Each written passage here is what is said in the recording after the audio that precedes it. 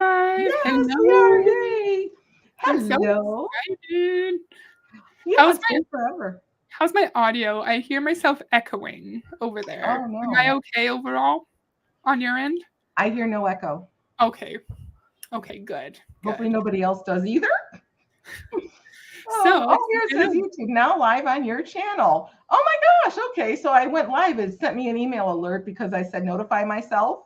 It notified me. oh, Yay, I'm getting better at this. yay. That's awesome. And so Oh, we have lots of friends here already. Marie's here. Marie yeah. gave us a lovely mod reminder to keep the discussion mainly on topic. And I Mhm. appreciate that. Thank you, Marie and Gary. And Marie is in a cabin in the middle of the woods in Sweden. I know that sounds amazing. Oh my Wow. gosh. How cool is that? Yeah, I agree. That would be fabulous. Oh my goodness, I would love that. And then Thanks, Charlie, Charlie. And Lori. Oh, Lori. Yay. yes. Yay. Hey, hey, we're That's here. so awesome. So many friends today. So Yeah. today I'm really excited because, as you know, Anne Marie, I love to talk about MLM coaches on my channel. And Mhm. I've been covering a lot of John Melton. He's one of the guys in this video. So when you said, sure, we can do this video, I was really excited. And Yay. I think it's a good video, and I think you'll have stuff to add to it. I think I will too. For It's, sure. it's a really interesting video. It's with John Melton and Eric Worre. And Yes. Eric, apparently, according to John, he's the best MLM coach ever. Yeah, the one in the world. And well, Yeah. I mean, I know Jessie Lee has passed away, but she said she was the one who was the number one marketing in the world. They can't both be it. So I guess now he is basically, I don't know. Yeah. It's Yeah. really so sad that she died. I'm trying to wrap my head around that too, with the cancer and stuff. That's just Of so sad course. because she's young. Obviously, like condolences to her family and her loved one. Yeah. Yeah. She's so young. It was just so heartbreaking. And yeah, Hmm. that's all I can really say about it. Yeah. Yeah. Because it's awful. Condolences to everyone. My thoughts are with them, right? Hmm. I Yeah. was wondering too. I don't know. I haven't looked into it, but I was just wondering if they were going to have like a really big funeral because I'm not that far away from Frisco where she lives, and Mm. I was just wondering if they do have an actual funeral. I bet you there'll be thousands, at least 1,000 people there. I bet you it'd be huge. So Mm-hmm. I was just curious if I find out about it, but I don't know what they're doing because it's none of my business. Basically, Yeah. it's not. Marie said I'm a bit too far south for getting a good northern light. So Oh, I'm when very we were in excited Alaska. seeing the northern lights. Yeah, aren't they all the best coaches? Yeah, when we were up in Alaska for the my niece's wedding, we were so hoping to see, the Northern Lights, but we never did. It Mm. didn't happen. And what was really cool, so I don't know how high up you live, but what was really weird because I was never in Alaska before, Mm-hmm. and it was still light at 10 o'clock at night. Mm-hmm. That was the weirdest thing. You kind of were losing track of the time of day. And then a couple of times we ended up just, oh, let's go eat dinner or whatever. And it was 10 o'clock at night. Yep. I never eat at 10 o'clock at night, but there it was really, really different. But no, we never got to see the Northern Lights. We didn't get to see a moose and we didn't get to see a bear. The How three did things that we really wanted to see. Anyway, hello, Jenny Rose. Jenny here? Hi, Jenny. So, do you want to get up the video Sure. in the format that we practiced? Or, yes, there This you one. go. Woohoo. Look at that. I'm gonna be a what you call it, what's that word, a Professional. professional. I can't even think really soon. So is everyone ready? And this Everyone, is a very recent video from 4 weeks ago. And it's the network marketing wake up call we all need to hear. yeah, that's why I put that in the thingy there that you're gonna be a quitter or a millionaire. Which are you? I Yeah. know. Well, let's find out. Well, he looks like he's yelling, but he's not. No, he's Okay. Are we ready? Oh, yes. live in Sweden, so it's never really dark in the summer and then no light in the winter. Oh, wow. So that's almost like Alaska then. That was an experience. Yeah. Never really dark. Wow. I can't imagine living like that all year, but I think it would be interesting to try. I really Sure. do. All right. Are we ready? Yes. Okay. Here we go. How many of you know and love Eric Worre? Just the #1 network marketing coach in the history of network marketing. On today, the author of GoPro, we're going to be talking about a wake-up call for those of you in the home business, network marketing profession. We're going to keep it real today. So I'm excited, especially for those of you that are really looking to capitalize on this next quarter. You know, I think there's a really important conversation that needs to be had right now, because how many of us have noticed it's a little harder than it was a year ago to build our home business? Maybe 2 years ago, it was a little easy. We got a little lazy. We got a little comfortable. Well, Eric's been in this profession for over 3 decades. Not only was he a 7-figure earner and built an incredible business when he was in the field, but then he retired. And what I love about him being out there coaching and training and speaking for all these companies is he has a very unique perspective. Is how can we grow your business? He retired. He retired. So a lot of these MLM coaches were apparently had big success in MLM, and then they retired from there and started to coach. John Melton, he's still in Modare now. We were looking at Marina Simone potentially for this video, another MLM coach. She's in Modare too. I think she's somewhere in his downline. So a lot of these coaches still build.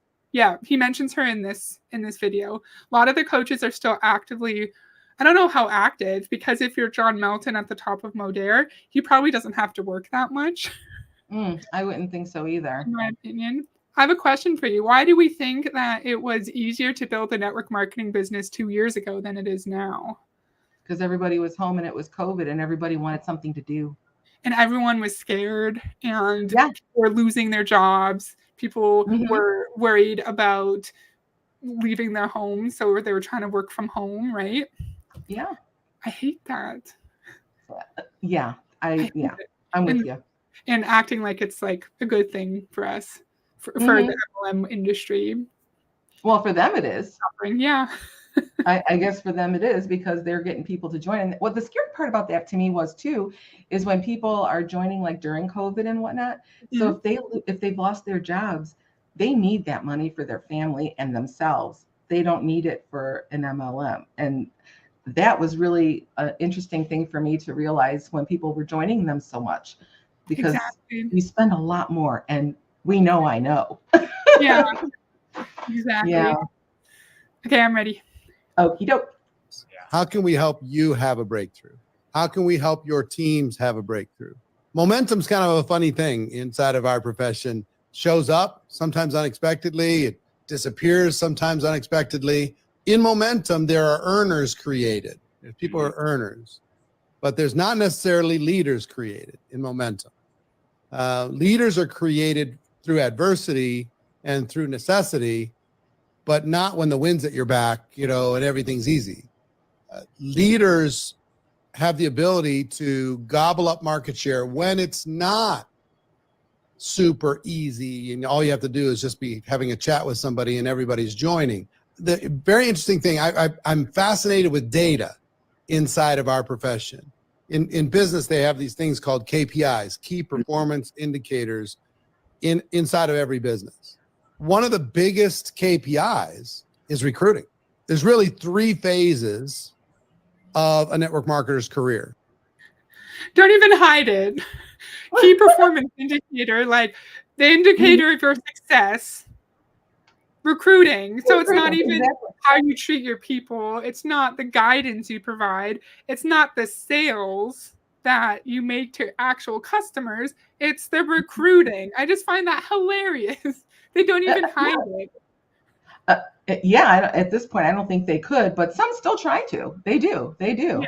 And Marie, and anti-MLM is getting a new energy after all that with the people that joined during the pandemic, is what I'm thinking. I totally agree with that, because people are figuring it out, or some of them just really took off, but not very many people are able to take off, especially when the company's been around, like Mary Kay. On September 13th, it was 60 years that she was around. And, there's no way in anymore for a lot of them. I was going to say something else. Did you hear this a lot in your MLM experiences? Leaders are born through adversity. Well, actually, I don't know that I've heard that ever when I was getting training. Them saying, I don't recall that one. There's a lot of things that they say that are the same, of course, but through adversity, I can't say that I've heard that. It doesn't mean I didn't, but it's not coming to mind. But I understand where he's going with that for sure. And through adversity, well, that means that you're just pounding people harder, I guess, in network marketing. And it could That's mean the way I look at it. I'm sorry, what? Sorry for interrupting you. It could mean too, like half your team just left, and your paycheck's now cut in half. Oh well, you're a leader. You got to go through adversity. Leaders are going through the hard times. It's normal. Like, well, no, it's not. No, and you can't depend on knowing that you're going. It's like having just a regular sales job, like people have in, like if they have in stores or even car salesmen and stuff.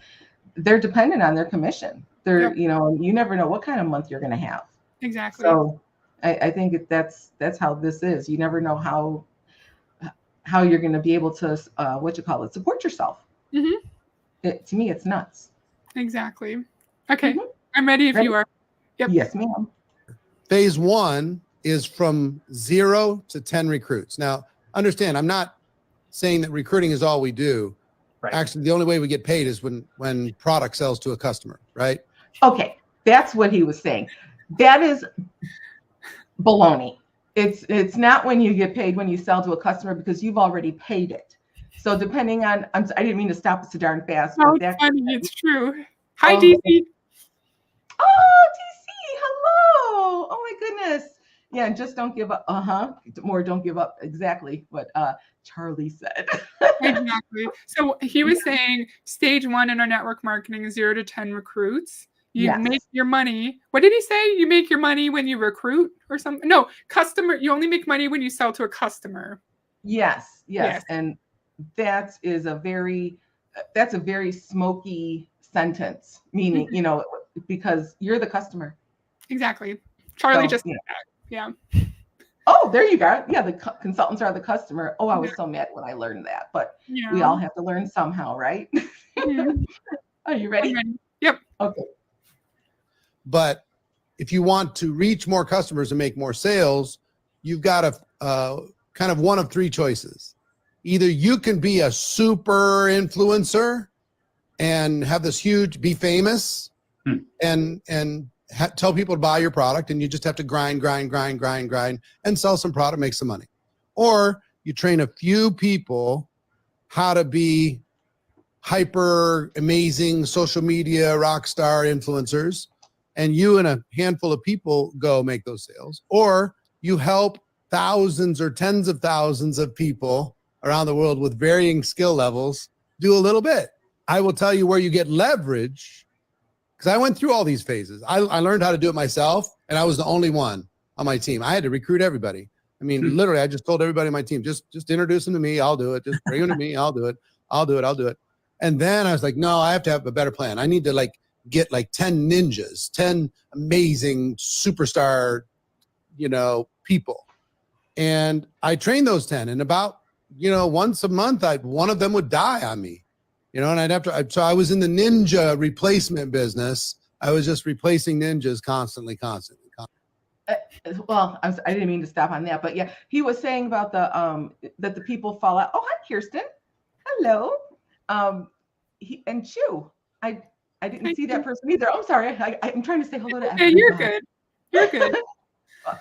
Well, recruiting, and then they fall off and then they die. Well, he's meaning that obviously that they don't make him any money, and he's constantly in his little ninja business or whatever, but that's how it is consistently. I know when you get really, really high up, it's a lot easier to not have that happen to you, because now it's happening to everybody down there that's not going to be able to get extra recruits anyway. So, one thing that's really different. Okay, so with the recruit people, years ago when I was doing MLMs, lurking and working, Clown Town, hello. Years ago when there was no internet. Yeah, I'm that old. So I know it's still so weird to me that we never had internet and we were okay. We had to do everything by hand. And, right. You would have to talk to people or phone call them and say, oh, would you have a party for me? And then you were in charge of sending all the invitations out, taking everything over there and all that stuff. And it was very hard to get people to join too, unless the company was new. And what I've seen, though, even having the internet, it seems like it would be a lot easier and faster to get people, to recruit people. And my experience, unless I'm just not supposed to ever do MLMs, which I agree, it was just as hard. People weren't just signing up out of nowhere. It just did not happen. So however I just actually came to that conclusion. I just figured that out, that That's a cool it was, I like that.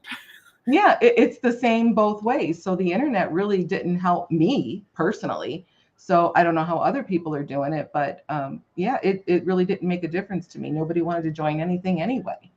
So so the recruiting of the ninjas and stuff and constantly doing that. He said he's the only one that did that. But then if he's starting out by himself, of course he's the only one doing it because he has to build his team. Duh. Anyway.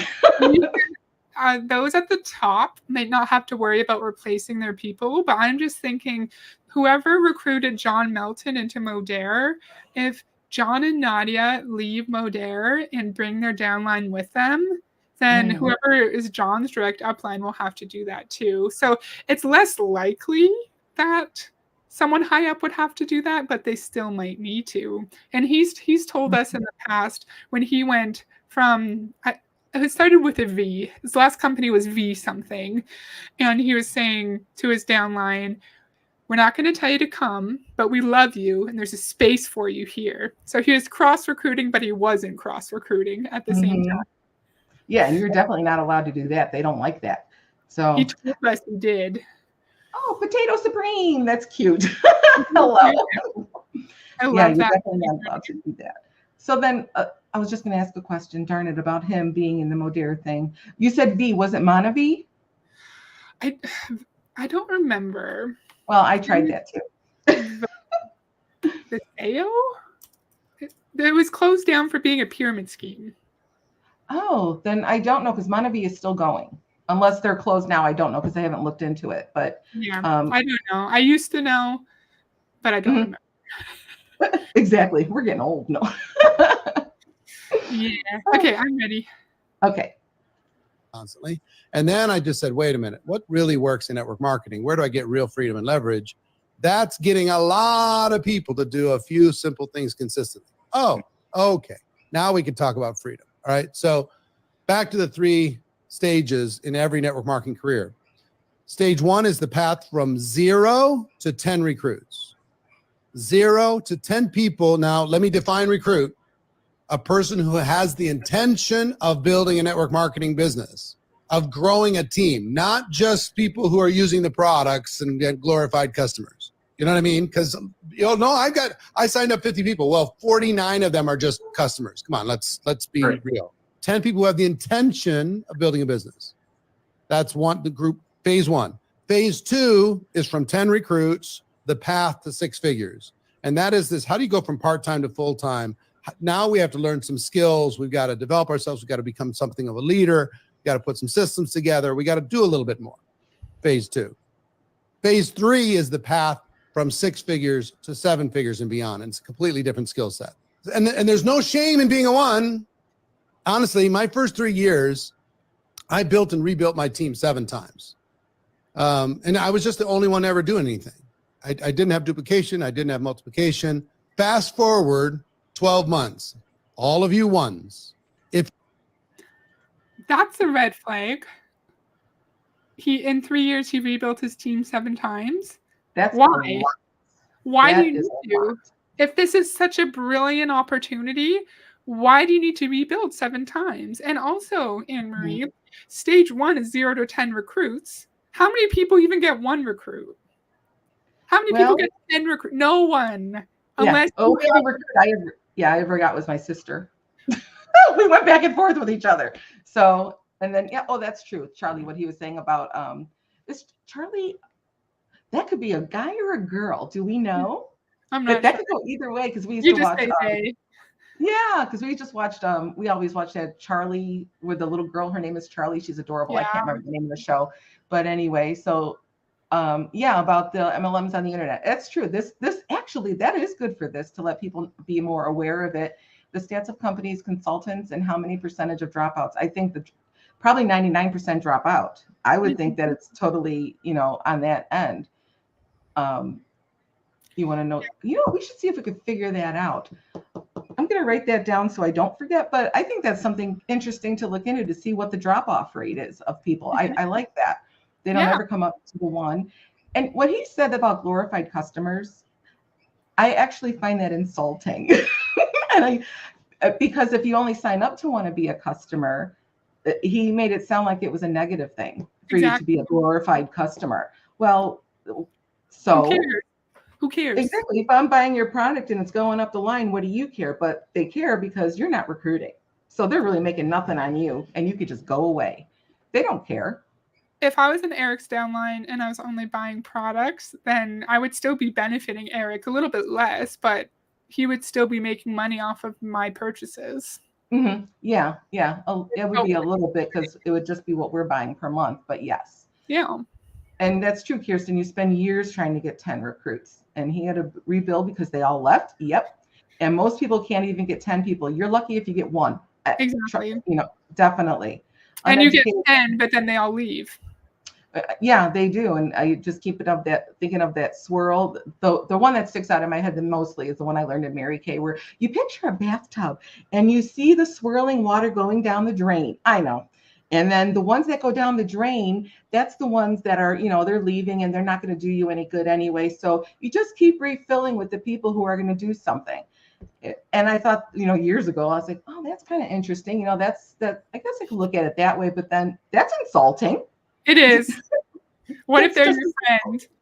It's like, just let your friend go down the drain. And Elaine, it was Carl Deichler, I'm pretty sure, because I saw that in a DC stream. Oh. Carl Deichler called Beachbody coaches. Wasn't it an unsophisticated volunteer sales force? If DC's still here, she can tell us. I'm pretty sure it was Carl, CEO of Beachbody. Wow. Yeah. That's not nice either. I know. How rude. Yeah. I was right. DC said I was right. Oh, cool. Okay. I just saw this. Oh, show. You know what? I forgot that I can do this. I keep doing that when I'm, going on it. Anyhow, yes. Only the great Eric was doing anything. And I was thinking, well, how narcissistic of you. But I think he is to a degree, of course. Everyone else is just sitting on their butt. Yeah, that's. And then DC said, Carl Deichler called his distributors an unsophisticated volunteer sales force when he was speaking and reporting to the investor group. Okay. Yeah. That's not nice. Oh, good. I figured that out too. So, yay. And I'm okay. Oh, that's right. Yeah, unsophisticated sales force. He was speaking and reporting to the investor group. Okay. That's just rude. You ready? Yes. Okay. If you're still a 1 12 months from today, what are the chances you're going to be building a business with your company versus just being a customer? Because some of you you just be a customer and hang out, enjoy the environment. What are the chances that you're going to still be around, pounding your head against the wall? The chances are very low, right? So my mission is to take as many people that are willing, hungry, and coachable and get them out of level 1. Because I believe once you're out of level 1, then you're like in the starting blocks. You can imagine a race, where they get in the blocks to go do a 100-yard dash or whatever. You're on that starting line. You're ready to go. But 1 is like your orientation. 1 is like your initiation. 1 is like your training camp. 1 is getting 1 done is critical, because if you don't, you're gone. I know that. You know that. Now, Eric, can I also ask you a quick question? Now, of course, we have people on here from dozens and dozens and dozens of different companies. Sure. Sorry, because I know he's going to go into a really long point, and I just want to say this before we let him talk. He's saying 1 is the starting point, 1 is the training camp. How crappy would you feel if you follow Eric religiously and you can't even get 1 recruit, let alone 10, and he's telling us like we're not anywhere near our goals unless we have 10, unless we get out of the 1 to 10 group. I would feel crappy. And you always do. That's true. Because when they have the fast starts and all that stuff to say, oh, if you do this in 30 days, I would never make it. Never. Not one time ever would I make it to what they do with their fast starts or whatever they call them. And then at the end of it, it's like, you know what? You only had 1 chance to do it, because that's what they tell you. It's only the 1 chance because they want you to get the momentum to hurry up and then start recruiting more people to build fast so that you don't leave. And I was never able to do that. And again, like you said, I just felt crappy. Yeah. Because I was a loser. That's exactly how you feel. It's true. that level 1 is what Yeah. pays the top?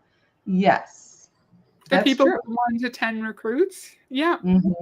Yeah, and if Exactly. you get stuck there, then you're stuck.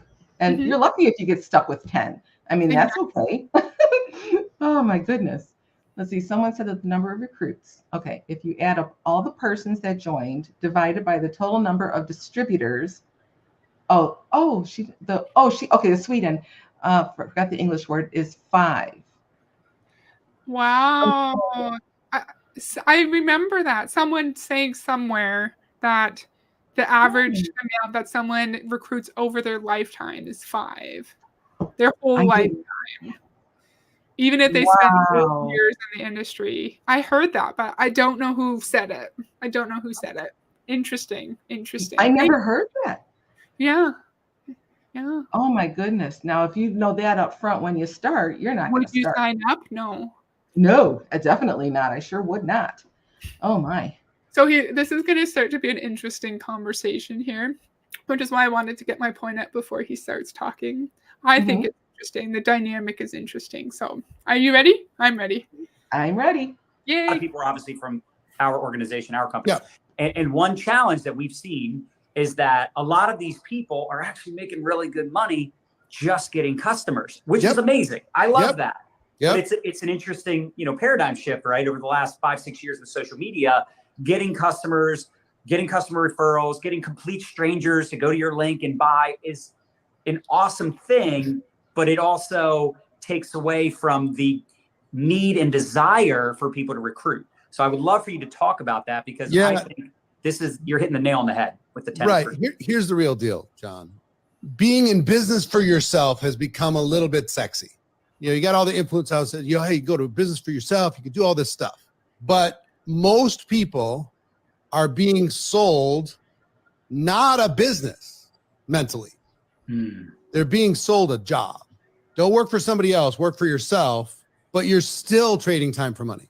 Gary Vaynerchuk will say, go flip stuff out of people's garages from garage sales. Great. I mean, yes. Can you make a few bucks? You can make a few bucks. Drive an Uber. You can make a few bucks. Rent out your extra bedroom in your house. Have a stranger live in your house for, a period of time. You can make a few bucks. Decide you're going to do web design. Right. Great. Make a few bucks. No. I'm going to do affiliate stuff, and I'm going to go find somebody who has a product that's really good, and I'm just going to push that product for them.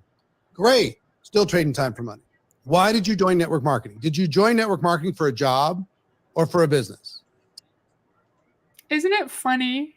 He's kind of talking down on those other actual side hustles that you could work as an actual side hustle and make some money. You might not make $1 million driving Uber, but you can work it actually when you want. You can accept the rides that you want. I think. I don't exactly know how Uber works, but you can accept rides when you want to. Right. And you can actually make some decent side cash. But Yeah. why are we shitting on actual side hustles? Did you hear that a lot in MLM when you were in? Oh yeah, because you're led to believe that you're working for yourself, and obviously you definitely are not. Where are we? Oops. You're working for yourself more in Uber than you are in MLM. You're still a contractor, but you have more control over what you do in Uber. Right. Because you're telling them when you want to work. And they get all the customers because people use Uber. So you don't have to do any of this recruiting stuff or anything. They get their own customers, and then you just say, okay, fine, I'll drive today. And, or not. And when they keep saying, we're going to hear it a million more times, I'm sure, not just today, but in general, is when they keep saying you're trading the time for money. That really aggravates me, because even if you're doing a job, say if I make a quilt for somebody, okay, and they're going to pay for all of the fabric and everything, and then pay me a little for my time. Okay, well, then they're still paying me to do it. And yeah, it's trading time for money, but everything is trading time for money when you do a service or a job.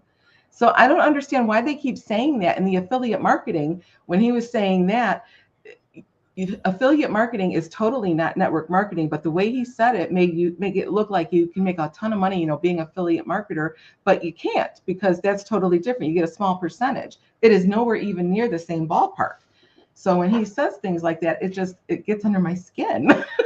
It really does.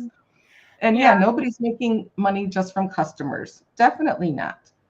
And They like not to everybody say wants to. in Modere, he said before, John, one on the left, has said you can make money, good money, just with customers. He said that a lot, and I'm like, I'm not sure if that's true. Yeah, I Laura, don't do think you mean people in MLMs are still not business owners, or people in Uber, driving an Uber? Either way, Laura, you're correct. Yeah. Hey, Mario. Because they don't explicitly say, yes, exactly. Exactly. And I would rather have trade my time for money and actually make money and actually be valued for my education than pay to volunteer for an MLM, right? And it is all volunteer work, and it's exhausting volunteer work and it helps no one, nobody. It helps the high up, but it doesn't help you or anybody else. And when leverage, I'm wondering, MLMs or Ubers? Yeah, okay. Ubers. Yeah, both aren't business owners. I was just saying, if you're an Uber driver, you actually have control over your time. You right, because you're a contract. Yeah, you can actually say, I'm going to drive from 11 to 3 every day, and then I'm done. Yeah, and it's like being a consultant, like when you're going to work 3 months, for somebody or whatever, it's just temporary. But yeah, with the Uber thing, but yeah, MLMs definitely is not the way to go. And I don't know why when he was saying, you get leverage or whatever, that doesn't sound right. That's not, to me, sounds like a red flag. It's like, okay, what kind of leverage do you mean by that? It's like putting one over. Oh, what? That just means a team. When they say leverage, it's kind of like duplication, in my opinion, because he was saying, you can just sell the products yourself, or you can get 10 ninjas who also sell the products and bring in distributors, right? And so that's when you have leverage. When you have your team duplicating your behavior. Okay, I took it as something that makes total sense, and I'm positive you're right. But to me, it just sounded like a little sneaky. When he's saying leverage, to me, it makes me think, what's he going to pull over on me? I don't know. To me, that was just a sneaky word. And why are we calling humans leverage too? Because them losing money is giving us leverage, is helping us make money. That seems unethical. Yeah, and it's really not nice. And they understand it inside and out because they do this all the time. They know. And they're at the top. So there's no way they don't know. There's just at some point they just don't care. They just want to make the millions of bucks. It'd be nice to make millions, but what are you going to do with it all? And John's a little bit different. I'm torn with people like John Melton, and I like Fraser Brooks a lot. I like his personality. I think he's funny. And I'm like, okay, I would like you in real life if I met you at work, but I can't stand what you're doing here. Because John, I wonder how many people in his downline in Modere are losing money and then going and paying him for additional coaching and losing money again. Because you're just re-victimizing already financially vulnerable people. That's all it is. You do pay for their, I've mentioned that before when we were talking about Mary Kay. You do pay for, what they supposedly are going to teach you to be an exclusive in their group and all this other stuff. You're always paying them something. And that shouldn't be, because if they're training people, they shouldn't be charging you for it because that's part of their job. So, yeah, that's a bunch of malarkey. Yeah. Okay, I'm ready. Yep. Okay. To trade time for money or to get leverage. And look, a lot of companies are kind of going down this affiliate model because some people are being sold, hey, I'd rather trade some time for money and get it today than try and figure out this leverage thing that I can't figure out. If it is to be, it's up to me. I'll go sell everything. I'll trade time for money. That's most of the hustle businesses out there. One little lady in our family, she makes crochets hats and mittens and scarves and sells them on Etsy. Does she have a business? Well, technically, but if she's not knitting those scarves and putting them on Etsy, is she making any sales? Or is she making any money? No, she's not. She has no freedom, really. She's limited by her reach. She's limited by the number of hours. Sorry, little lady? Fuck off, bro. Little lady? That's so condescending. I wanted him to get his point out across, but that just made me mad. And why are we shitting on Etsy now? She has control over her product. She has control over the prices. She can do whatever she wants. It doesn't matter that she has to make the product because she's being creative. She's Right. being a creative person. And she loves making them, obviously, because being creative, you like to do all these things. And I know DC knows that because she does a lot of that stuff, with the crafting and all that. You enjoy doing it. Exactly. So, yeah, that's not very nice of him. And the person who's selling on Etsy, making these little crochet things, doesn't he think that she's going to know he's talking about her if she sees this? Exactly. That's really rude. That's very rude. So I'll actually let him talk for more than 30 seconds. Sorry. Okay, Eric, that is a real business, not a contractor for a large corporation, correct? Charlie, I don't know. Great question. Yes. Oh my goodness. Yeah, I could. Okay. Yeah. And then leave crafters and Etsy alone. Yes, exactly. I agree with that. Yeah. The sociopath thing, we can go way off on a tangent with that because I have my own thoughts on that too. Really? Yeah. Yeah. But anyway, yeah, we can finish this first. You ready? Yep. Hours she can work. And that's what most people, the thing that makes me sad is I get firing your boss, working for somebody else, work for yourself. I get it. You should do that. But if you just trade a job outside of network marketing for a job inside of network marketing, it's like somebody who could be an Olympic athlete who is somehow tied their ankles together and is hopping around while they could be running. And here's the thing. If you can sell, we could teach you how to recruit. Most people joined, and I know this, you joined because you thought that you might be able to grow a team. But then maybe you realized it was harder than you expected. And then you went, you know what? I'll go sell some stuff. And companies are rewarding you for selling some stuff, which is great. Fantastic. And then others are saying, no, listen, my heart is about getting the product to the most people. So I'm just going to focus on selling. If your heart is really around reaching the most people, how many people can you reach? What if you got 1,000 or 10,000 or 100,000 people to help you? Could you reach more? You could literally reach the whole world if you build a team. If you wanted to build a business and get leverage, you wanted to be able to have residual income. You wanted to be able to earn from a lot of people doing a little bit versus you doing a lot, then I can help you. And the second thing I just want to share is there's a huge lie going on in the world today. And I'll tell you about the lie and then I'll give you a confession. Here's the lie. Only do what you love. And if you only do what you love, you'll never work a day in your life. What a crock of nonsense. What a... I just saw we have a lot to talk about. I wanted to give him a second, but Marie said, can we drop each other's channels? Each other's channel links. I'm just dropping yours. We talked about this and we haven't done it. So there's yours. So if you can go just scroll down to the most recent comment, you can put yours up. And then all the friends in my chat can go click on that link and go subscribe to you. Okay. And are you going to put yours or no? Oh, I can put mine too. Sure. Okay. And then you can highlight both. Oh, duh. You know? Yeah. Oh my goodness. Yeah, that one's. And thank you, Marie, for that reminder. So if you're on my channel, this is Anne Marie. We didn't even introduce ourselves. We should do that next time. We sure didn't. Oh my gosh, we just assumed. We just jumped right in. So yeah, anyone on my channel, this is like on Anne Marie's channel, and I'm her guest on her stream. So you can go and support her and like give her a like and watch some of the stream on her channel if you want to. That would be nice. Next time we'll introduce ourselves. I can't believe that. Whoops. Oh, I know. Income disclosures. Yeah, that would be nice to see as well. What is your thought on how he's talking about John's question about building an income with customers? I feel like maybe I'm thinking too deep into this. John was asking a question that was very sincere. Like, what do you think about people who can make a real income just selling the product? And then Eric's kind of talking down on it. He's kind of saying, if people just want to sell the product, they're in an employee mindset. They're just trading time for money.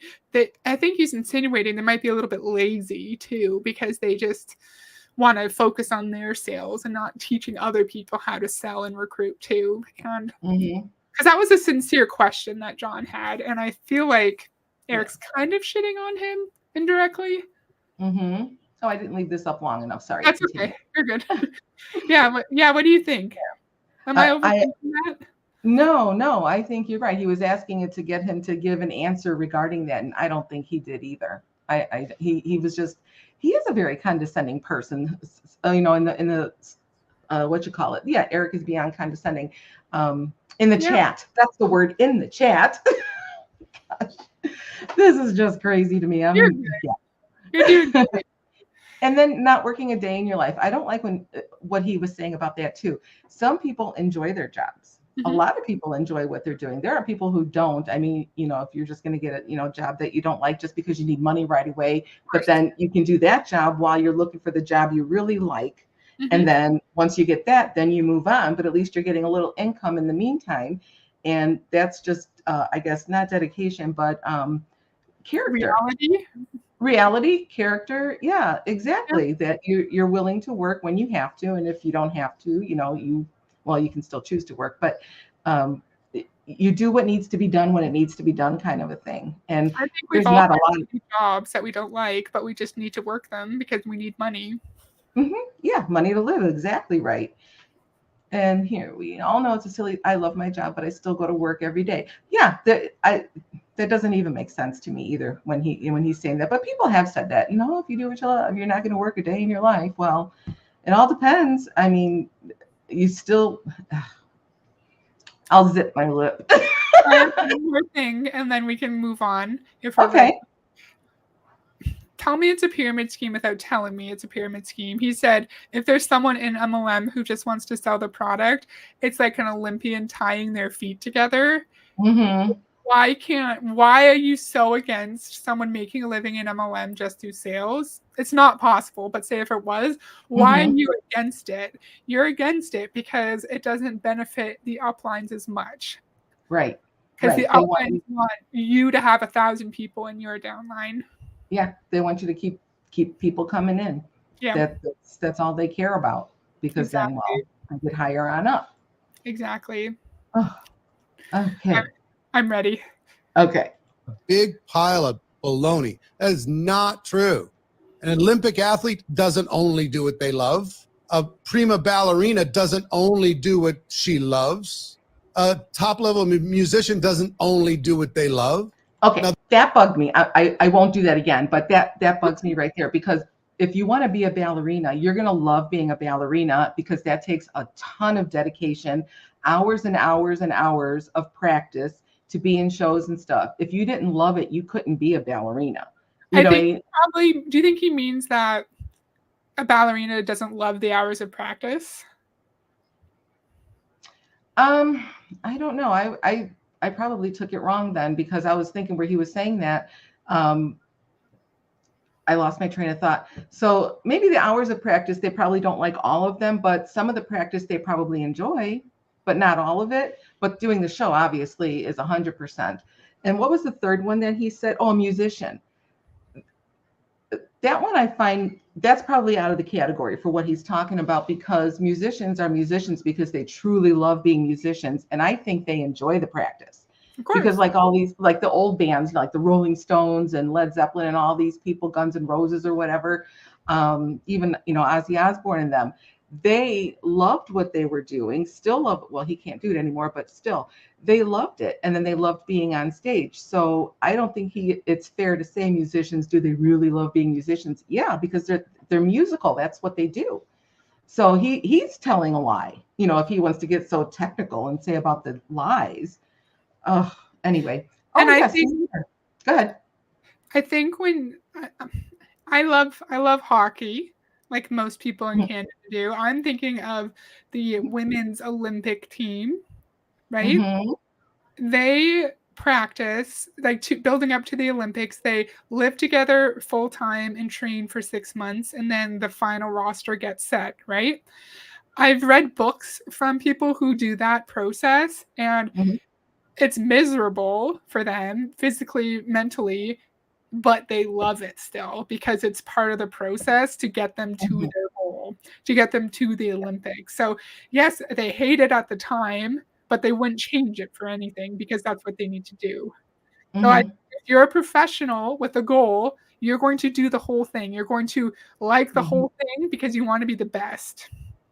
Right, right. And this is true. He's literally picking careers that you have insane passion for and dedicate your everything for it. That's exactly right. And then I even hear Sandra was saying that you have Yeah, to love what you're doing. Otherwise, you're not even going to enjoy your practice. You can't do it. exactly. So Exactly. what he's saying is he needs Wrong. to rethink that a little bit, but I Exactly. don't know. Yeah, he's way wrong. So I had Yeah. to stop it because that really kind of got me when You're he's good. saying that just makes me mad. Oh, okay. Y'all set? Yeah. Okay. They're willing to do it because the payoff on the other side is strong enough to pull them through the pain. Here's what's happened as a result of this lie that's being told by billionaires. It's being told by influencers, all these different people. Oh, do what you love, do what you love, do what you love. Tell them the truth, billionaire.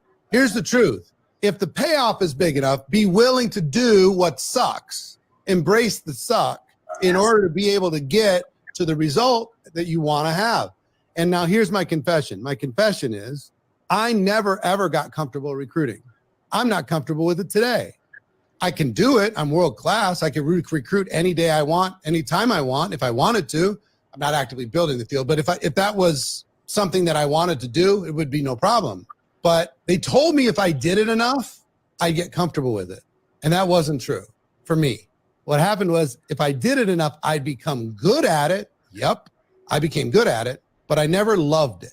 It was necessary for me to be, because I love this. I love camaraderie, build a team, work with everybody, have fun, see somebody develop, watch somebody have a breakthrough, see somebody change their life and help other people do the same. I loved all that. So I was willing to do the thing that made me as a kind of introverted person, more of a quiet person. I know it doesn't seem like it right now, but get out of my shell because I knew there's only so much I could sell and I needed money like oxygen. So I watched what the successful people did and I learned how to do that and I figured it out. So here's what I do. Here's why I'm saying all this to all of you. Some of you have gone, oh, this is fun. This is fun. This is fun. Oh, this is not fun. All of a sudden it's not fun. I don't know why it's not fun, but because it's not fun and I'm not loving this, I'm going to do less. Because everybody tells me I only do what I love. Pause. Oh, you paused. Mhm. Okay, sorry. I did. I was like, because I heard a noise, but it might have just been the computer or something. He said, I'm not actively building. Is he still in an MLM? Because I Eric feel Worley? yeah, is he? Because I've heard, when I hear people say I'm not actively building, oftentimes it means they're still in their spot on the top of the pyramid. They are still doing the absolute minimum to get a paycheck, but they're still making a brilliant living off of their downline. So I wonder, Eric, are you in an MLM, sir? Was he ever? Yes, at some point. I don't know It's which like, one he was in, though. oh, we have to do some digging. Yeah. To find, yeah, I'm curious what he is. And have you noticed, okay, the introvert thing? Mm-hmm. That's where I kind of went like this. I'm like, oh my gosh, you're not an introvert. A lot of them say that because if you tell them, oh, I'm really shy, so was I was too. I'm an introvert, but this really helped me come out of my shell, like he's saying. That's baloney. No, that's just not the case. Being an introvert is, everybody is not an introvert who's in network marketing. Yeah. It can't be possible. Some people, I don't know if they are, maybe they're not, I don't know, or maybe they are. I have no idea, but I don't think introverts can really do well in an MLM because you don't talk to people then because you're shy, I quiet. think maybe an introvert who can pretend to be extroverted well, right? Who can just like, okay, I just need to socialize with these people for a bit and then I can go home and relax. And then they're able to just be outgoing for a bit.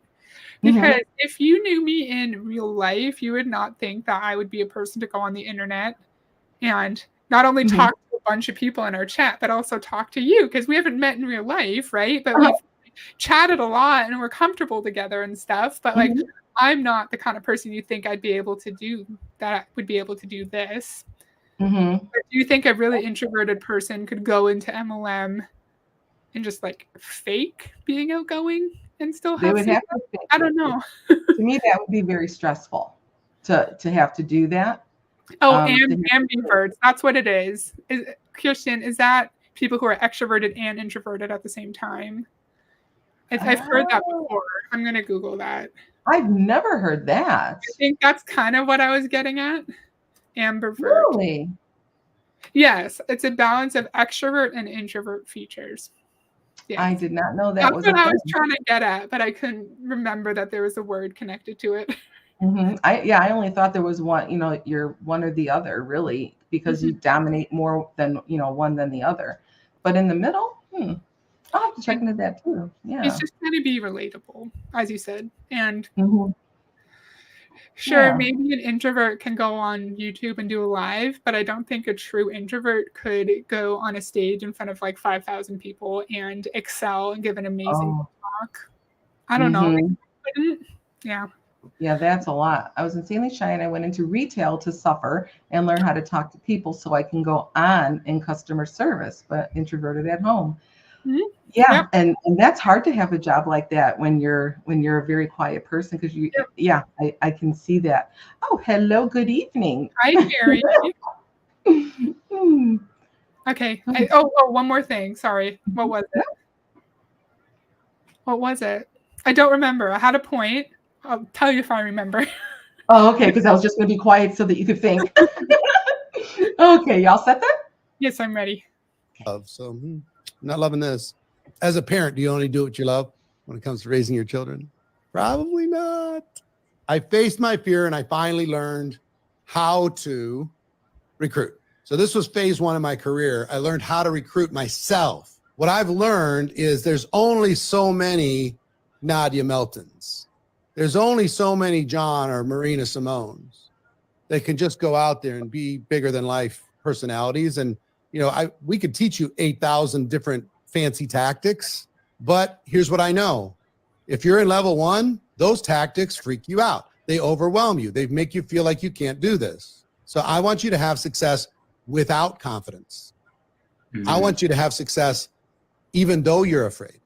I want you to have success if you feel like you don't know anybody, or you live in a small town, or you failed 15 times and you need to relaunch. If you don't have skills, you don't have confidence, you don't have belief, you don't have any of that. Now, if I could tell you, I could take you, if I moved into your house, right? And I say, I know you're afraid, I know you're scared, but let me help you to get through level one. I promise you, I could help you get to level one. And we get there pretty quick, doing stuff that you can actually do. But here's the arc quickly. You need to find prospects. Pretty easy to find prospects. Just somebody to talk to. Then you need to start I remember what my point was. He's comparing having to do everyday things that we don't really enjoy, but just doing them anyways, versus us feeling uncomfortable about recruiting or thinking it's unethical or immoral or that we're doing something wrong. He's kind of comparing them, because if he's telling us, oh, just recruit your spouse, and you don't want to, you don't just get over it and do it anyway, because sometimes as adults, we have to do things we don't like. No, it's you telling yourself, well, I shouldn't be doing this. I shouldn't be tricking my spouse into my MLM downline. They're not the same thing. He's just trying to normalize the cognitive dissonance that I'm sure a lot of people feel. Mm-hmm. Yeah, I would agree with that for sure. Introverts recharge by a long time. That's true. That's true. I can still do my job, which involved talking in front of loads of people. That is very true. Yeah, you have to recharge, because otherwise you would probably go insane, because that is difficult to do. And then him talking about parenting is nothing like an MLM. Parenting, that's not even in it. Everybody knows when you have kids, you're going to have days that you just want to slap the crap out of them, but you don't, or you just want to tape their mouths shut. I mean, these are all terrible things, but you're thinking it in your head just so that, okay, I can get through another day, because sometimes they have really bad days. And then if you have a colicky baby, that is so hard. And you just power through that, but you do it because you love the baby. That has nothing to do with any of this stuff because that's your baby. So parenting has nothing to do with this either. He's making all kinds of crazy comparisons. Because one thing is, if you don't do your job as a parent, your kids aren't going to be alive. Like the lives of your children rely on you doing your job. In MLM, everyone's fine if you don't recruit 200 people. Your upline will be fine. Your upline, their life is not in danger if you don't recruit. Exactly. And then if you're not recruiting, they're not going to have anything to do with you anyway, because you're not showing to be a star. So yeah, they won't even talk to you basically because you're useless to them. I hate that so much. At that point. Okay, I think I'm ready. Okay. A conversation with those prospects. Then, this is big, you need to learn to pivot that conversation from a regular conversation to a business conversation. This is where most of you fall apart. And there's a little bit of elegance to it, but every single one of you can do it. I'm going to give you exact on Saturday, word for word, specific scripts on exactly how to pivot that conversation in a way that doesn't feel awkward and strange and doesn't send people running away. From that pivot, you're going to make an invitation for people to learn more, not from you, but how to leverage things that are not you in order to educate that person about what you have. This is key. For those of you level one that don't feel confident, or you haven't had a lot of success, or you're worried because you're not making a lot of money or haven't been able to build anything yet, don't worry about that. It's not necessary. So you're going to need to make an invitation, and then you need to do a presentation again that's not about you. When I say do a presentation, let me rephrase that. You need to have the information presented to your prospect in a way that they can understand it, and it's not about you. It sounds like a magic trick, right? Is this even possible? Yes, the answer is this is possible. Then, after the presentation, how many people join the first time they see something? Do you think they join normally first time they see something, first time they get the information? No, they don't. It takes some more exposure. So after the presentation, you need to keep the conversation that you started over here. You need to keep it going. And in that conversation, learn how to lead them to the answers to their questions, lead them to the answers to their objections, understand more about what it is that you have by continuing keeping the conversation going. And then you need to I was trying to wait for a good spot to pause. I did a video called 3-Way Calls with Brian or something. He's an MLM coach, and I actually found out he's in Legal Shield too.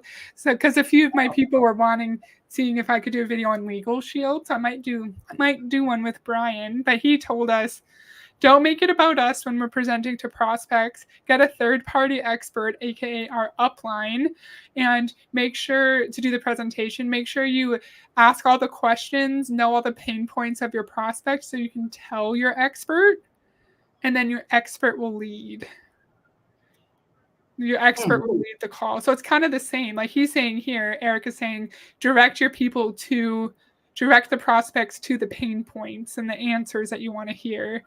And I don't know, I just find it interesting, the parallels between the different approaches.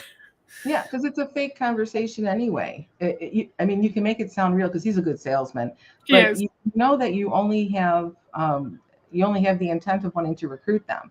So you're pretending that you want to be their friend, and you're pretending that you're interested in what they're saying when you could really care less what they're saying. It's just they want to get you to the point of loving them and trusting them and say, oh, yeah, fine, I'll do that with you, kind of a thing. He's just very snaky. And what if you are someone who doesn't have a lot of friends, can't really connect well with people? You think someone actually cares about you, and then maybe you come across a video like this and you're like, wait a second. So when my upline was telling me all these nice things about me, was it just so he could know my pain points and bring me into the business? Like, did he actually care about my childhood? Was he just pretending to? And that's sad. It is. The MLM sorry. No, just they only have one goal in mind. Exactly. The MLM definition of edify is not the right definition of edify. Yeah, that's what they want you to do, though, for sure. It doesn't even go together. If you Google what edify means, I'll do it quickly here. Edify. Edify definition. Instruct or improve someone morally or intellectually. So you teach someone an important religious or moral lesson, but they like to use it as like talk them up. Yeah. I really didn't. That's actually what I always thought it meant, that you're nice, you say something nice about them or put them up here so that everybody else will think the same as you do, I guess. I didn't realize that. I thought that's what it meant as well. Huh.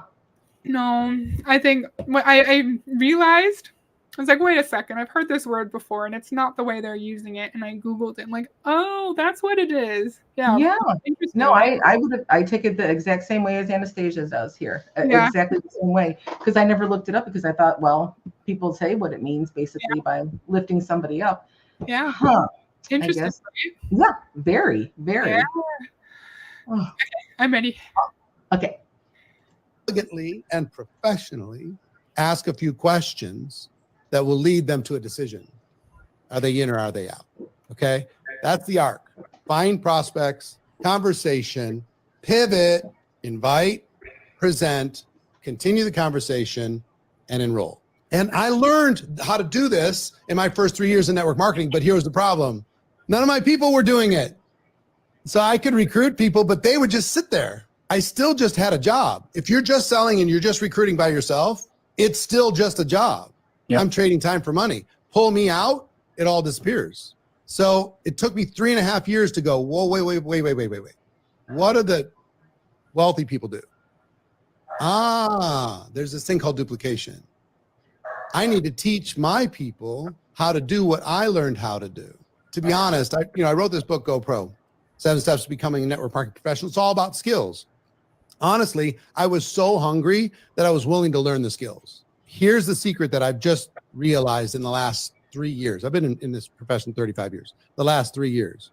We need to have a skill-less process for a person to be able to get 10 recruits. Think about what happens if that occurs. Because if I can help you get 10 recruits, here's what I know. Now we can start working on skills. Now we can make. What's your opinion on that? A skill-less process to get someone 10 recruits. You've been in the industry. What kind of skill? I'm going to put you on the spot, if that's okay. What kind of skills do you think one would need to recruit someone into an MLM? A lot, right? Public lot. Sales. Yeah, him saying that it's skill-less, that is not true. That is not true at all. And when they feel that you don't have the skills, your upline, like he was saying way earlier, he was the one who would be called in to be the third person. And just give them to me, and I'll recruit them. That's how it's done until you learn, what they're saying to do it. But I don't know, it just feels wrong. A lot of it when you hear what they're saying and how they're trying to push people into things, and it's just bad. I don't know, snaky or sneaky, however you want to put it, just very slimy. Yeah. In doing it that way. So yeah, he wrote a book called Grow Pro. I wonder if he really wrote it. Probably not. He has ghostwriters. I don't know. He's making it seem easy when sales is not easy, because you're not just trying to sell a product, you're trying to sell an opportunity. People have to go through, like, if you're a salesperson in a real company, you go through training. You're going to have your boss like listen in on your sales calls for the first little while and give you feedback, because it's a skill that not everyone has. Yeah. Thank you, Marie. Yeah. That's so nice. Yes, like the streams on both channels if you don't mind. I just makes me mad to hear that, because sales is hard. Not everyone can do it. Okay, sorry. Yeah, mostly people who do it actually like it, because they just love, they like the debate and the art, they love that. And they may, not for Eric. Yeah, being scummy is very easy for him. That's right. It's a skill. I believe that. Yeah, like it comes naturally for Eric. Comes naturally for all of them. Even Fraser, who, if I met him in real life, I'd be like, oh, he's cool. Yeah, he's very entertaining. He knows what's happening. Yeah, and his accent really helps him. Right. he's just funny, and he's always doing the background thing when he's talking and stuff to show you all the beautiful water back here. Look where you can be. Good observation. When he's in Dubai, he'll stand on his balcony showing the beach in the back. He's like, "Oh, I'm in Dubai." I'm like, "Go away." And sir, Yeah. did you make your money coaching or did you make your money with your downline? Because he's only 33 years old. He's young. He's only 33. Yes, he's. Wow. So why did you leave MLM so quickly? If it's so fruitful, why did you leave? Why aren't you still building? Right? Yeah, I really didn't realize. I didn't really pay attention to, how I would think what his age is or anything. Oh my goodness, he is young. He's young to be an MLM coach for sure. Oh yeah. Wow. Look what Marie said. I'm sorry, what? I just said, look at this comment. Yeah, nobody in your downline learned to recruit because you even then was a kind of butthole. Yes. Yeah, I agree. I bet he comes across that way like this. So if he's trying to, I could bet you my last dollar that if he was coaching me, I'd still get nobody because I wouldn't be able to follow his tactics. I wouldn't feel comfortable doing that. So if he wouldn't be able to, do that in my head. He's just, they like people who are really moldable, I guess. I love that. Yeah. Or who, what am I trying to say? Or moldable or susceptible to other people's opinions and wanting to please people around them and just listening to people so you don't cause problems, right? People pleasers. That's it. Yes. Yeah. One thing about Eric, I love his suits. I think he always looks so sharp. Look at that. Yeah. He looks so good, but I hate everything he's saying. Yeah. No, he definitely buys expensive clothes. You can definitely tell. Yeah. But yeah, I could, like I said, I could bet you my last dollar he would never be able to get me to recruit anybody, no matter how hard he tried, because I just wouldn't be able to do it. And I would really give him a run for his money. All set? Yes. Okay. Take that burst. Now we can start to create a career, and we can go from the job of network marketing to the business of network marketing and start this transition from part-time to full-time if you choose to. It took me 3.5 years finally to teach my people, and then to teach, and then, okay. And then over the course of the last 35 years, it went from highly skilled to little less skilled to medium skill to low skill to no skill. Can we help people get success with no skills and full of fear? It's really the missing link. Yep. Really the missing link. If that average part-time brand new person can recruit someone, simplifying, because it really is the hardest part, is simplifying this process for the average person with no experience and no influence. What would happen if in the next 30 to 60 days, you personally were able to add 10 new business building recruits to your business? Personally sponsored, not on the whole team, personally enrolled, 10 new people who have the intention of building a business. Now, not all of them are going to, but let's just start there. What would happen to your business? What would happen to your confidence? What would happen to would you rank advance? What would happen to your income likely from the sales created from all of those people going out there and sharing and launching their businesses? What would happen to some of you? Like, I can't get my team to go to work. I'm working, but I can't get my team to go to work. You know what, get your team to go to work? You go bring in 10 and tell them how you did it. That'll get your team to go to work. This drives me bonkers. He knows the answer. So, what would happen if you could recruit 10 people? Well, chances are everyone watching has not recruited a single person. So if they could recruit 10, they may actually make a little bit of money. Even if all those people leave, they're still going to make a little bit of money. They're probably going to feel like they can actually find success. Why am I getting annoyed? I find myself getting so annoyed at these coaches because it's a scam within a scam. And I get so heated. I'm frustrated. Because he knows the answer, because he knows everyone's struggling and no one can recruit anyone. Yeah. What do you think? Oh, yeah. No, I totally agree. Completely. I agree. And what is this My Lifestyle Academy /challenge? This is kind of an old video. Oh, I wasn't even looking at that. My Lifestyle Academy. /. challenge. Is that Eric Worre's recruiting challenge? Oh yeah, GoPro recruiting challenge. Is it?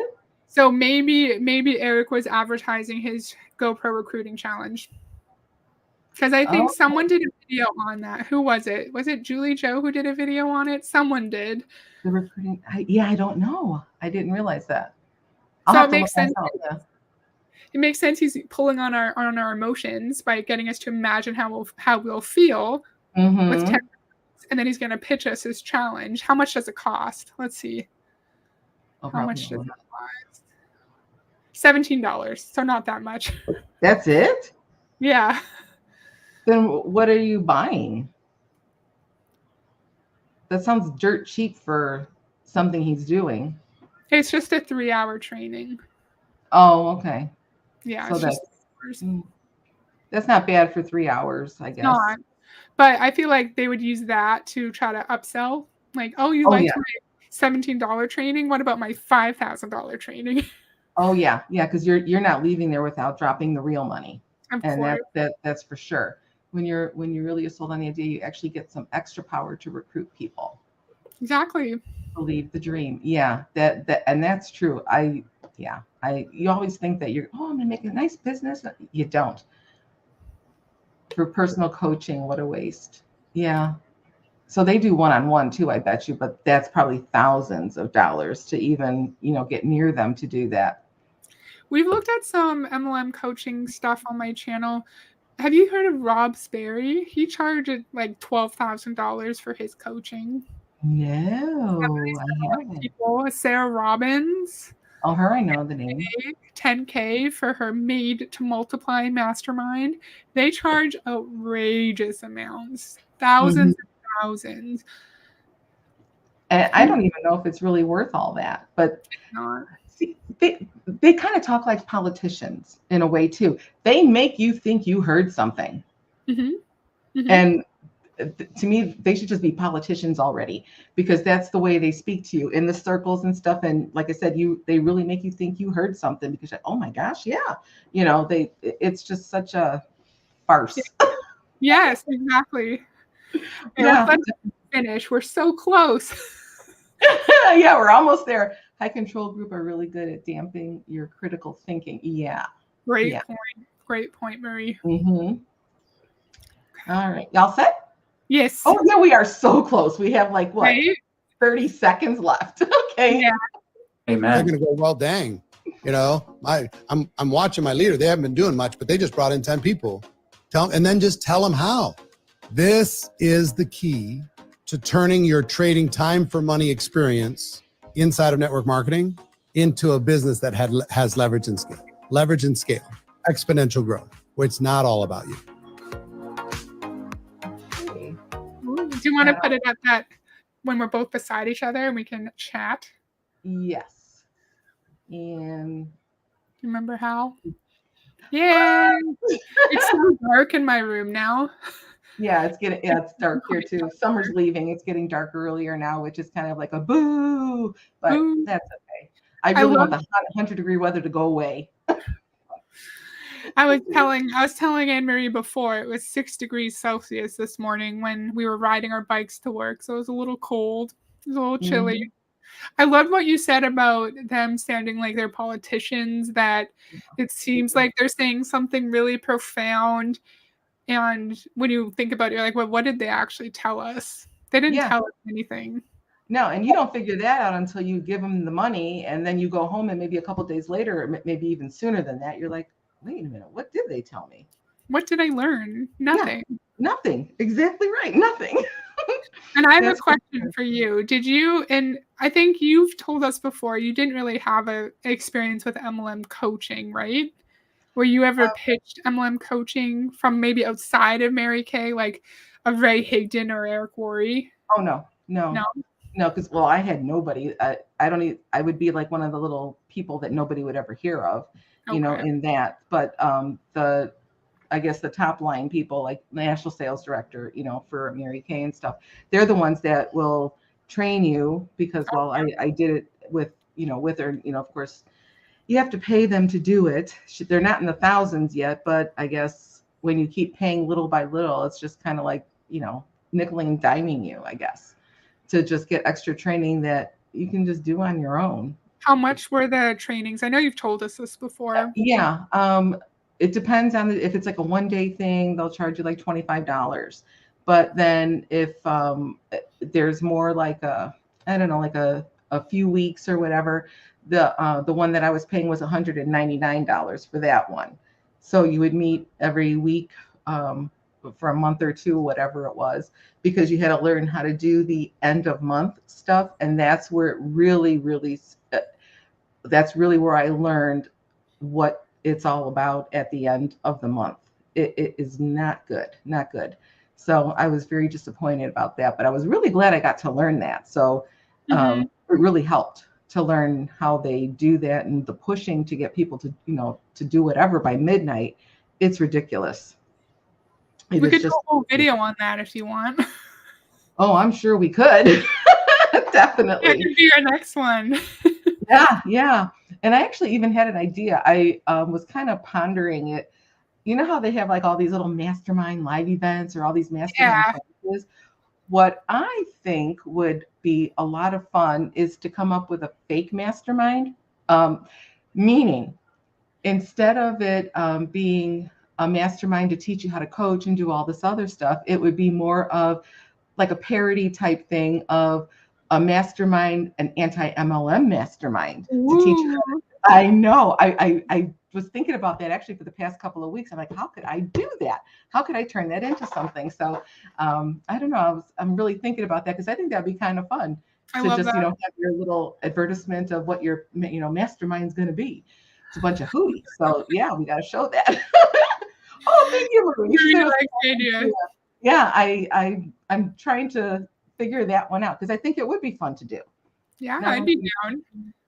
Oh yeah, I think it'd be a lot of fun. You have to pay for your own training. Yeah, you have to pay for everything. And it's expensive, buying all of the supplies you need. You have to go to the back office and you have to buy all the supplies from them. You're not making a cent. You're just not. For your Mary Kay training, so you said they're $125 or $25. Could you say no? Oh, then you won't go. Like, if you say no, will they judge you? Will they be mean to you? No, because they don't ask you. They let you know what they're doing. Then they watch who decides to start coming in for trainings. And then that's how they could tell who they can try and get to, move up and get more recruits. So it's never a pressure to do that. They just make you think you need it and you need their special, their special skills. And that's how they do it. They watch who comes to any of these trainings and stuff, and then they try to work on you. Interesting. And it's not technically the same as the coaches we just watched because they're within your own company, but it's very similar because they're charging you a premium. They're making it seem like they have the special secret that you need and that you are a real business owner if you go to the training. And that's interesting. Yeah, the trainings, years ago, obviously there was no internet and all this other stuff. Again, we would have to meet at the top of the mastermind, how to lose money in your MLM. That's a great topic. Oh yeah, that's a great one. And then that's a fun idea to do too. Have an AI generate a sarcastic mastermind. I don't even know how to do that because I know some people are saying that they put in something and then it types out a paper for you or something. I have no idea. I've never done it and I don't even know how you do it. I would have to do it on Alexa and ask her how to do it or look it up somehow. But yeah, I don't even know how to do that, but I think that would be fun to do. So when you would go to the meetings every week, they encourage you to bring people, to come and stuff so that they can work on them while you go and you do something else. So, and they charge you for that because they rent out the last one I did when we were living in Crystal Lake was, she would rent out this room in a bank. You can rent out their little conference rooms and stuff. And that's what this one sales director was doing. And you just pay the $5 or $10, whatever they charge every week. And then they, like I said, encourage you to bring people. I could maybe 1 or 2 times I got somebody to come with me, but you never can get any because they know what's going to happen. You're the only dumbbell who doesn't know. You know what I mean?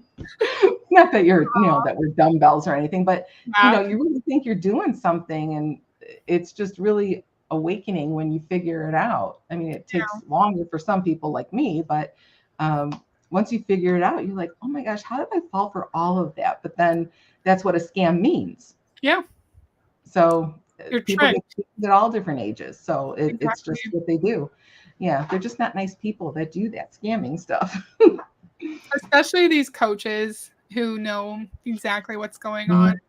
John Yeah. Milton knows everyone in his downline is not making any money, and he knows everyone purchasing his extra coaching is also not making any money. Mm-hmm. Yeah. Yeah. And I don't know how they feel good about themselves doing that. I I don't know how they separate it. But Mhm. there has to be like earlier it was saying something about like a sociopathic mind kind of a thing. Yeah. That there's a few brain what was I going to say about there's a couple of brain tests I would love to see.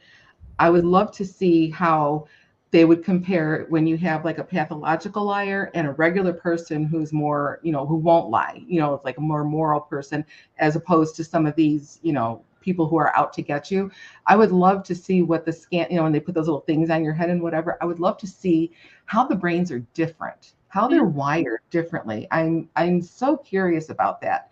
And I'll never be able to do it, obviously, but it would be a very interesting experiment if that was done, and maybe it is done somewhere. I don't know, but I think that would be really, really cool to figure that out and see Yeah. how the brains are different, because they have to be. Because in some people, they have to really put down their the conscience that that doesn't build all the way, and then they tend to be more trying to take advantage of people, kind of a thing. Because conscience, that's a big deal, because if you have a conscience, you're not going to want to kind of, I guess, trick people, you Exactly. know so yeah, I'm very curious about how the brains look. Really, I am. But again, never be. I think I might be done. I don't think I have anything else to add. Do you? No, but I think I've talked a lot. Yeah, we I'm just moving away. Yeah, I've also been yapping a lot too. Don't worry. But it's fun. It is. It's fun fun. to talk. It's fun. It's been a while since we've gotten together, so it's been Oh nice yeah. to chat with Yeah. you. And we had a lot of people, which is awesome, like Charlie and Marie and Yeah. Esteem, all these And friends to watch us. yeah, and Yeah, it was fun. I love the conversation. it But was yeah, I so was cool. gone pretty much the whole month of August, being, in, Arizona by my daughter babysitting, and then, in Alaska for the wedding. And so I was all over the place, but I was glad to be back home too. But Alaska was beautiful. Oh, Oh, good. this has been, so good. Great. Oh, Yay. thank you, Kirsten. I'm so glad that you guys had fun. Yay. Oh, good. And then the mastermind could be. Oh my goodness, funnel cake. That's hilarious. That would be, yeah. Funny. Yeah. Yeah. So do you remember? Sorry, go ahead. No, I was saying, yeah, I have to work on that a little more, because I think that would be totally fun to do. Mm-hmm. Yeah, let's think about it. We'll probably need more than just two of us, though.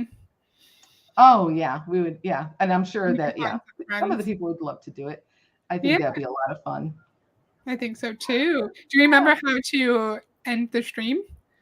It says it up in the right-hand corner, end stream. So I'll end the stream, but I don't want to cut anybody off. So yeah, thanks. Yeah. Oh, you're welcome. Have a great evening too. So I guess then, yeah, that's it for this evening, and we'll definitely have another one. Yes. Thank you, everyone, for Yes, thank hanging you. out. This was awesome. It was great. I loved it. All right. Good night, everyone. Bye. Bye, everyone.